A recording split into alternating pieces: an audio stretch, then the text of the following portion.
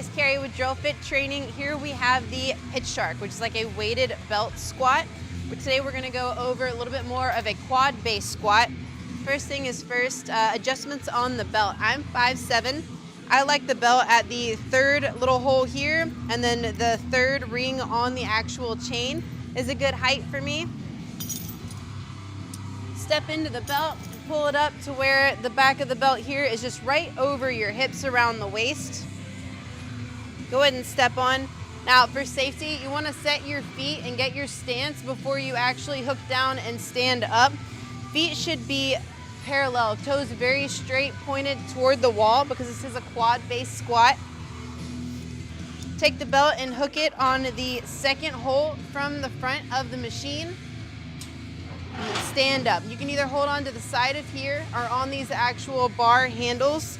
And whenever you squat down, you want to squat to where your hips are right lined up with your knees or very slightly above, and then stand back up. When you stand up, you really want to squeeze your glutes and don't lock your knees out all the way.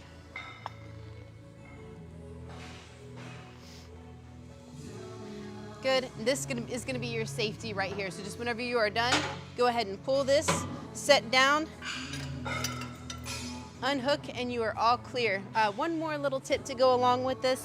Anytime we're doing a squat, you don't want your knees to go over the toes. So try to really practice on just coming straight down, straight back up.